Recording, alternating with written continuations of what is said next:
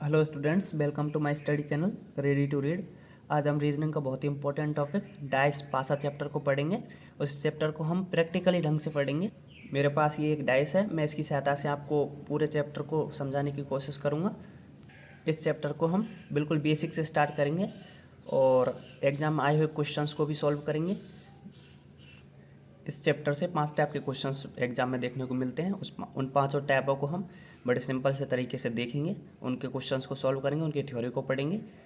और इस वीडियो को देखने के बाद आपका ऐसा एक भी क्वेश्चन नहीं होगा जो एग्जाम में आएगा और सॉल्व नहीं होगा, तो वीडियो को अंत तक ज़रूर देखिएगा। चलिए क्लास को करते हैं स्टार्ट। पासा पासा क्या होता है? एक तरह का घन ही होता है, क्यूब होता है 3D, जिसकी लंबाई, चौड़ाई और ऊंचाई तीनों चीज़ बराबर होती है। पासा दो प्रकार के होते हैं, एक तो जनरल पासा होता है, सामान्य पासा, एक मानक पासा होता है। सामान्य पासा क्या होता है? दुनिया के सभी पासों को हम सामान्य पासा ही मानकर चलेंगे। और मानक पासा वह होता है जिस पर गिनती लिखी होती है 1 से 6 तक, और विपरीत सतहों का जो योग है उनका योग 7 होता है। जैसे 1 और 6, 1 की विपरीत 6 सतह है और उसका योग कितना होगा? 7। और 2 और 5 ये आपस में दोनों विपरीत सतह हैं, उनका योग हो गया 7। 3 और 4 इन दोनों का योग हो गया 7। जैसे हम पासे की सहायता से समझें, जैसे ये कोई पासा है, इसको देखेंगे हम, ये मानक पासा है या फिर सामान्य पासा है। इस पर 1 से 6 तक के अंक लिखे हुए हैं, 1 2 3 4 4 5 और 6। अब इस मानक पासे की कंडीशन क्या है कि विपरीत सतहों का योग कितना होता है? 7 होता है। तो एक की विपरीत सतह क्या होगी? इसकी विपरीत वाली, ये नीचे की साइड की, ये ऊपर है तो ये नीचे की साइड की। तो इस पर कितना कितना लिखा हुआ है? 6। और 1 और 6 दोनों का योग कितना हो गया? 7। इधर से हो गया। उसके बाद में 2 की विपरीत सतह क्या है? 5। और 2 और 5 दोनों का योग कितना हो गया? 7। ऐसे ही 3 की विपरीत सतह क्या है? इधर की साइड की, ये 4। 3 और 4 दोनों का योग कितना हो गया? 7। यदि विपरीत सतहों का योग 7 हो जाए तो मानक पासा होता है। तो ये एक तरह का क्या है? मानक पासा है। चलिए साथ साथ में हम पासे का बेसिक भी पढ़ लेते हैं। पासे पे अधिकतम कितने अंक लिखे जा सकते हैं? 6। ये अब इस पासे में तो अंक लिखे हुए हैं 1 2 3 ऐसे गिनती लिखी हुई है। और पासों में ABCD भी लिखी हुई हो सकती हैं, डॉट भी बने हुए आ सकते हैं। जैसे 1 की जगह 1 डॉट, 3 की जगह 3 डॉट, इसी तरह से बने हुए आ सकते हैं। पासे में क्या होता है? पासे में 8 कोने होते हैं। एक कोना मतलब सीट्स, 8 सीट्स होते हैं। 1 2 3 4 और 4 ही नीचे की साइड, 5 6 और 7 और 8। 8 क्या होते हैं? कोने या फिर सीट्स होते हैं। और 12 भुजाएं होती है पास में। 12 भुजा कौन कौन सी होती हैं? 1 2 3 4, उसके बाद में एक ये 5, एक ये 6, एक ये 7 और एक ये 8। और 4 नीचे की साइड, 9 10 11 और 12। 12 क्या हो गई? भुजाएं हो गई। और फलक कितने होते हैं? 6 होते हैं पासे में। पासे में फलक 6 कैसे? एक फलक ये हो गया फलक, सतह एक सतह ये हो गई, एक इसके नीचे की साइड की 2, एक ये 3, एक ये 4, एक ये 5 और एक ये 6। 6 सतह होती हैं, इसीलिए मैंने बोला इस पर 6 तक के अंक लिखे जा सकते हैं, गिनती लिखी जा सकती हैं, या फिर ABCD या फिर डॉट बने हुए आ सकते हैं। अगले कंसेप्ट को समझते हैं। किसी भी पासे को देखने पर हमें अधिकतम 3 सतह दिख सकती हैं। जैसे अभी इस पासे को देख रहा हूँ मैं, तो इस पर 3 सतह दिख रही हैं, 1 3 और 5, 3 सतह दिख रही हैं। किसी भी एंगल से देखने पर इसमें अधिकतम 3 सतह दिख सकती हैं, मैक्सिमम। मिनिमम तो 2 सतह भी दिख सकती हैं। जैसे इस तरह से रख दिया मैंने, तो मेरे को 1 भी दिख रहा है और 4 भी दिख रहा है। इस तरह से रख दिया, ऊपर से देखूंगा तो 1 ही 1 दिखेगा। तो अधिकतम सतह की बात हो रही है, तो अधिकतम सतह हमें 3 ही दिख सकती हैं। जैसे अभी इसको देख रहा हूँ मैं, 1 4 2, ये 3 सतह अधिकतम दिख सकती हैं। तो पासे को देखने पर हमें अधिकतम 3 सतह दिख सकती हैं, 2 3 6। इस तरह से जो ये दिखने वाली तीनों सतह हैं, जैसे 1 2 और 3, ये 3 सतह दिख रही हैं मेरे को, तो इनका विपरीत ये आपस में विपरीत नहीं हो सकते। जैसे 1 का विपरीत 2 और 3 नहीं हो सकता। तीनों सतह दिख रही हैं हमें, दिखने वाली तीनों सतह आपस में विपरीत नहीं हो सकती। जैसे 1 का विपरीत 2 और 3 कभी नहीं होगा।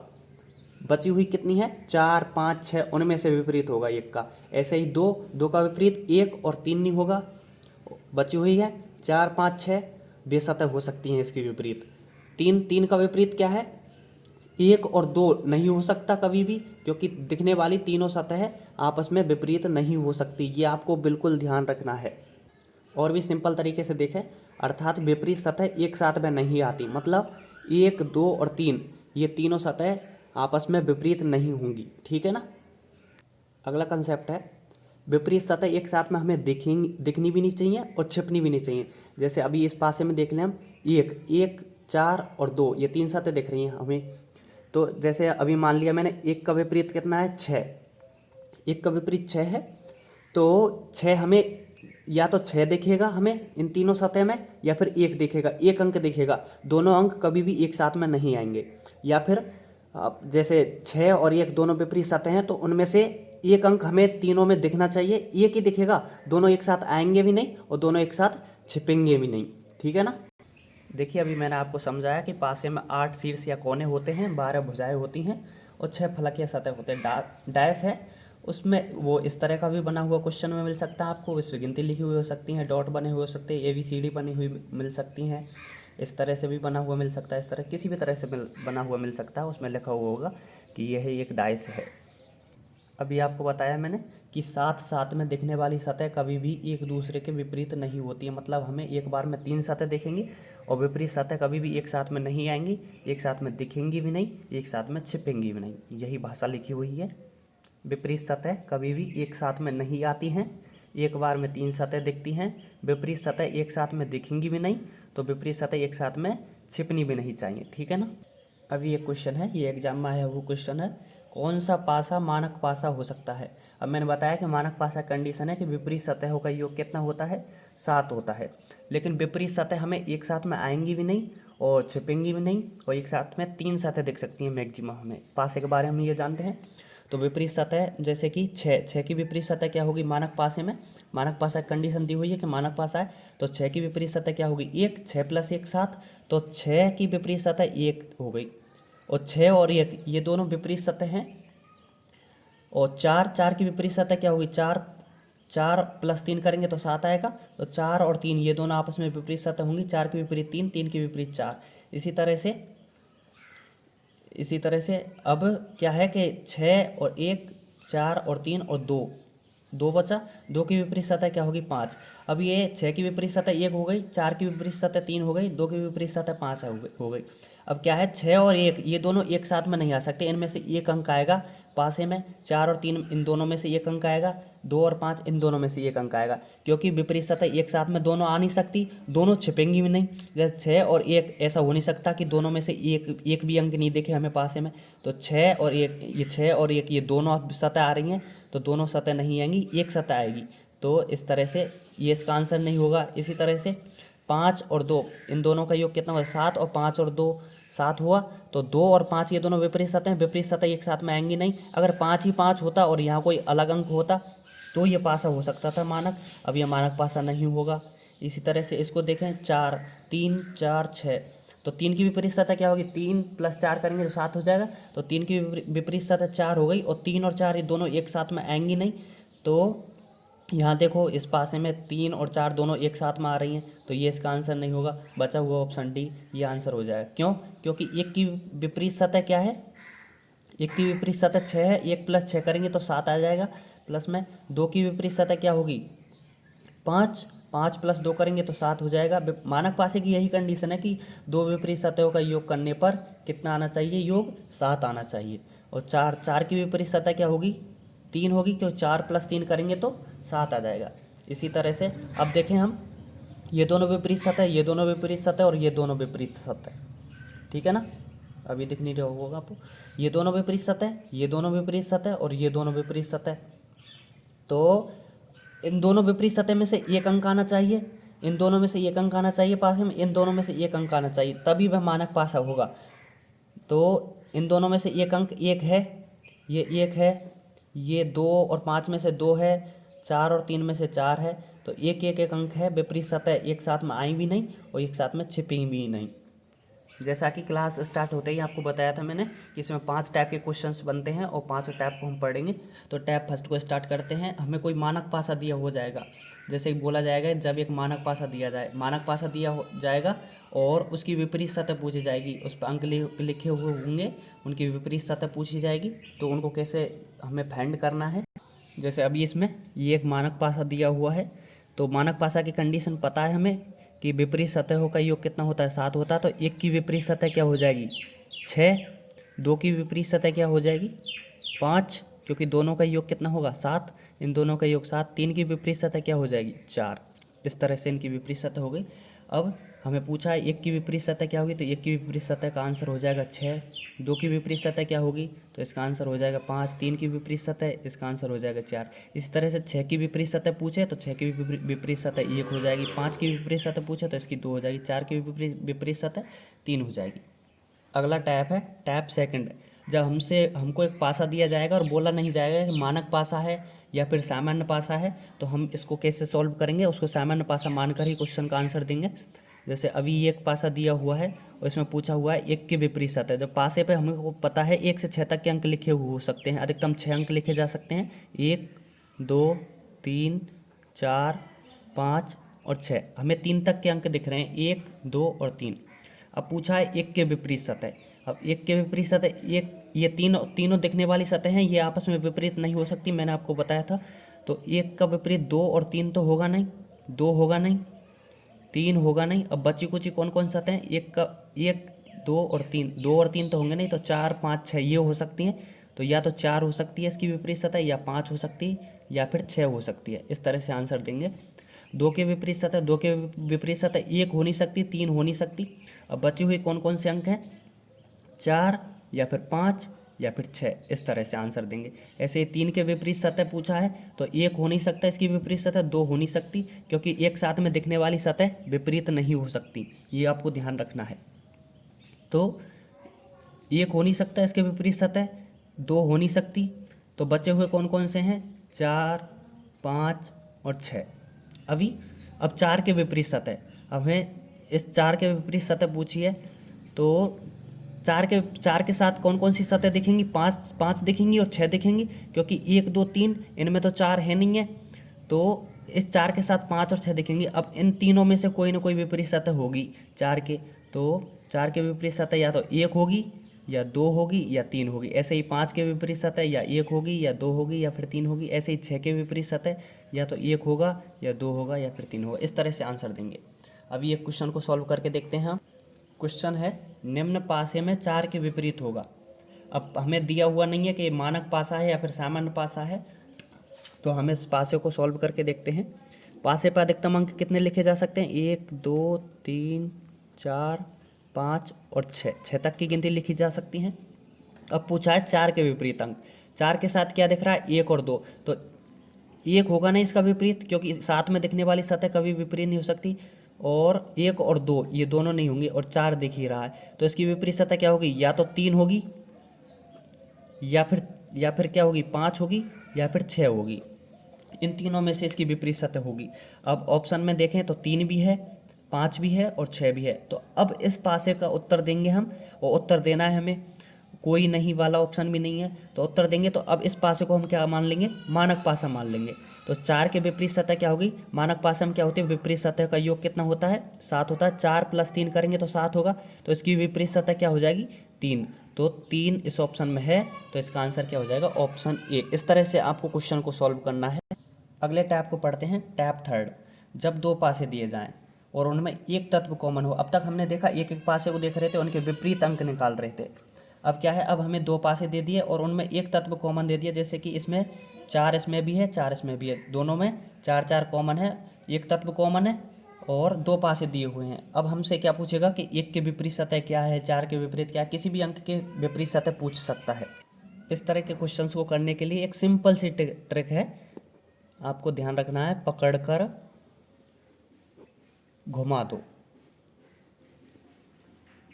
ये ध्यान रखना है। इसको क्या करना है, घड़ी की दिशा में पकड़कर घुमा देना है।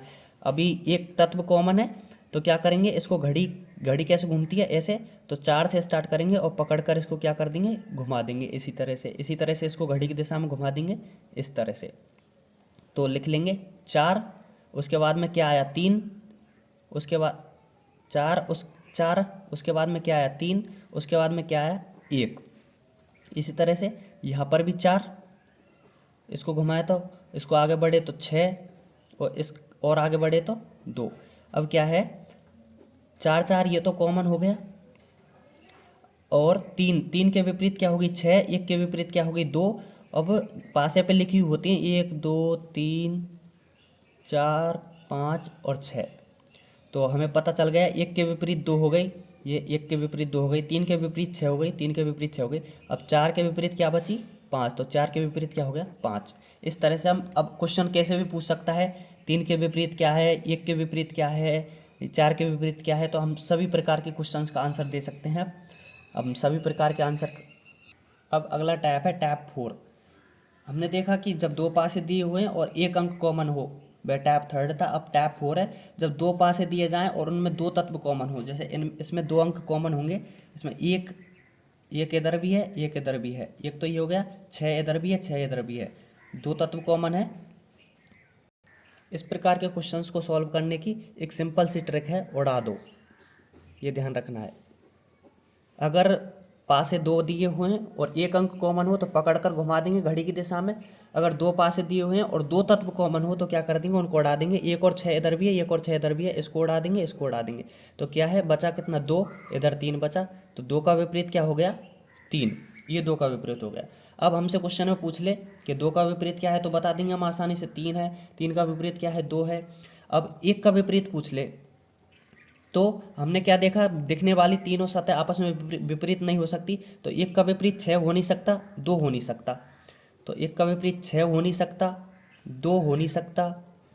ऐसे ही 1 के साथ क्या दिख रहा है, इधर भी 6 दिख रहा है, तो 6 हो नहीं सकता विपरीत। 1 के साथ 3 दिख रहा है, तो 3 भी नहीं हो सकता इसका विपरीत। अब बचे हुए अंक कितने हैं? 6 तक की गिनती लिखी जा सकते हैं, 1 2 3 4 5 और 6। 6 तक के अंक लिखे हुए जा सकते हैं, जिसमें 6 हो नहीं सकता, 2 इसका विपरीत हो नहीं सकता, 3 इसका विपरीत नहीं हो सकता, और 1 ये खुद है ही, और 4 और 5। अब इसका 1 का विपरीत क्या हो सकता है? 4 हो सकता है या फिर 5 हो सकता है। इस तरह से हमको क्वेश्चन का आंसर देना है।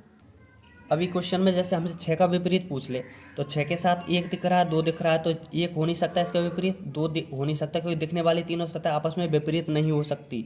यह आपको विशेष ध्यान रखना है। उसके बाद में 6 के साथ 3 दिख रहा है, 1 भी दिख रहा है, तो 3 भी इसकी विपरीत सतह नहीं हो सकती। अब बचे हुए कौन कौन से अंक है? 1 2 3 4। 4 विपरीत हो सकता है इसका, 5 विपरीत हो सकता है। तो 6 का विपरीत कौन कौन से हो सकते हैं? 4 हो सकते हैं या फिर 5 हो सकते हैं। अब तक हमने डैश के 4 टैप पढ़ लिए हैं। अब लास्ट टैप है टैप 5। अब तक डैश था वो बंद डैश था। अब ओपन डैश के क्वेश्चंस को कैसे सॉल्व करेंगे उसको देखते हैं। टैप 5 में जब खुला पासा दिया जाए, हमें खुला पासा दिया जाएगा कुछ इस तरह का, इस तरह का, इस तरह का, उससे उसके बेस पर बोला जाएगा कि इस तरह का डैश बना कर दे दिए जाएंगे, और बोला जाएगा कि इससे किस तरह का डैश बन सकता है, इसकी विपरीत सतह क्या होगी। इसमें भी इस तरह के क्वेश्चन पूछे जाएंगे। तो पहले ओपन डैश के हम कंसेप्ट को पढ़ लेते हैं। ओपन डैश में क्या होता है? एकांतर सतह विपरीत होती हैं। एकांतर सतह विपरीत कैसे होती हैं? जैसे कि ए की विपरीत सतह पूछ ले, तो ए की विपरीत सतह एक को छोड़कर एक विपरीत सतह होगी, ऐसे एकांतर एक को छोड़कर एक। ऐसे ही 6 की विपरीत सतह पूछ ले, तो 6 की विपरीत सतह 5 नहीं होगी, क्योंकि एक दूसरे को स्पर्श करने वाली सतह विपरीत नहीं हो सकती। 6 को स्पर्श कौन कौन सी कर रही है? 5 स्पर्श कर रही है ये, और 6 को स्पर्श कर 1 भी कर रही है। तो 6 की 5 और 1 इन दोनों में से विपरीत सतह नहीं होगी, तो कौन सी होगी? 4 विपरीत सतह होगी इसकी। एकांतर सतह एक को छोड़ के एक ये ही है। तो अभी देख लें, 6 की विपरीत सतह क्या हो गई? 4 हो गई।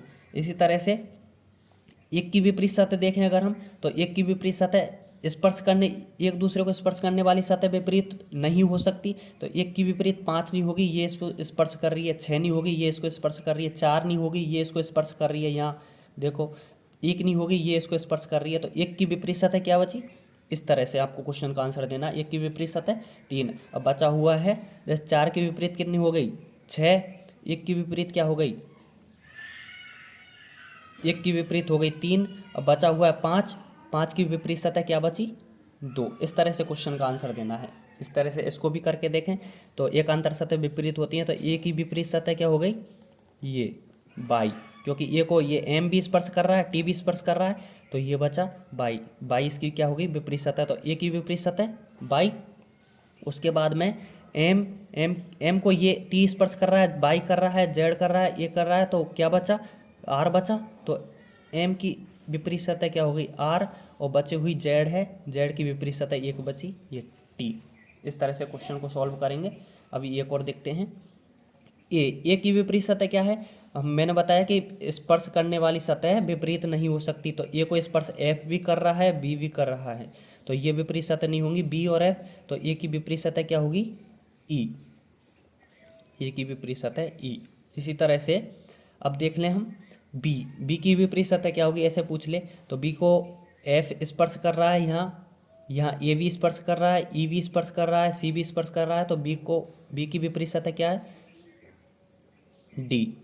इसी तरह से अब ए आ गया, ई आ गया, बी आ गया, डी आ गया, अब बचा क्या एफ, तो एफ की विपरीत सतह एक सतह बची होगी सी, तो सी इसकी क्या होगी ऑटोमेटिक विपरीत सतह हो जाएगी।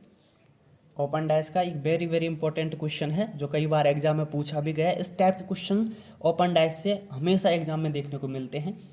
एक पासे का प्रसारित चित्र दिया गया है, विकल्पों में से दिए गए 4 पासों में से किन पासों का यह प्रसारित चित्र है। जैसे कि प्रश्न आकृति ये हमको पासा खोल के दे दिया मतलब, और ये 4 पासे दिए हुए हैं। अब पूछा गया है कि ये कौन सा पासे का प्रसारित चित्र है, कौन सा पासा बन सकता है इसका।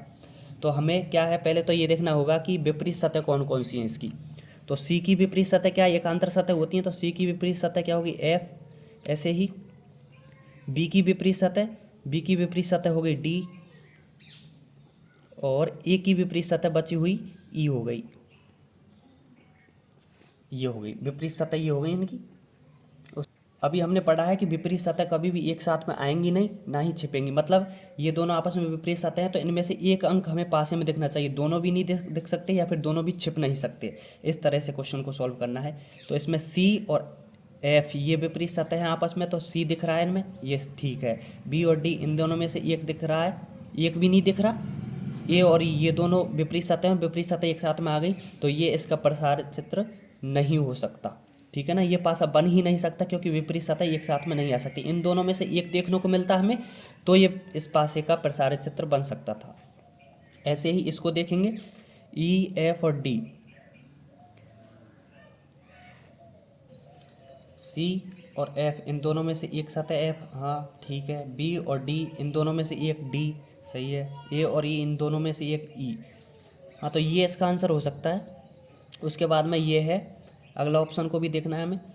उसके बाद में ये है डी वी और ए, इसमें बी भी दिया हुआ है और डी भी दिया हुआ है, जबकि दोनों विपरीत सतह हैं, तो इन दोनों में से एक आनी चाहिए, तो ये इसका आंसर नहीं हो सकता। इसी तरह से ए, इन दोनों में से ए ठीक है, बी और डी में से दो एक, सही है। सी और एफ में से एक सी, हाँ ये भी आंसर हो सकता है। अब आप कन्फ्यूज होंगे कि आंसर नंबर 2 दें या फिर 4 दें। अब आगे आपको, अब इन दोनों ऑप्शन में से एक ऑप्शन को आपको इन जो ये सतह हैं इनके रोटेशन से पता लगाना है, मतलब घुमा करके। कैसे, ई से गए हम डी पर, उसके बाद में गए एफ पर, इस तरह से घूमे, किसमें एंटी क्लॉकवाइज। ऐसे ही इधर देखें, अगर हम ई से कहाँ पर जा रहे हैं, हम ई से डी पर जाएं, तो ये तो हम एंटी क्लॉकवाइज घूमें यूँ, और इधर यहाँ कैसे घूमना पड़ रहा है हमें क्लॉकवाइज यूँ, तो ये इसका आंसर नहीं होगा। ठीक है ना। उसके बाद में ए बी सी, ए से बी पर जाएं, बी से सी पर जाएं, तो हमें क्या एंटी क्लॉकवाइज घूमना पड़ रहा है। इसी तरह से ए से बी पर जाएं, बी से सी पर जाएं, तो इसमें भी एंटी क्लॉकवाइज ही घूमना पड़ रहा है, इधर भी यूँ और इधर भी यूँ, तो ये इसका आंसर नंबर 4 ऑप्शन इसका आंसर होगा। देखिए अभी मैंने आपको इस डाइस चैप्टर को बड़े ही शॉर्ट और ट्रिक्स के माध्यम से बड़े सिंपल तरीके से समझाने की कोशिश की है। अगर आपको मेरी मेहनत पसंद आई है तो इस वीडियो को लाइक और चैनल को सब्सक्राइब ज़रूर कीजिएगा। मिलते हैं किसी अच्छे से टॉपिक के साथ, अच्छी वीडियो के साथ अगली वीडियो में। जब तक के लिए bye bye, take care, love you all.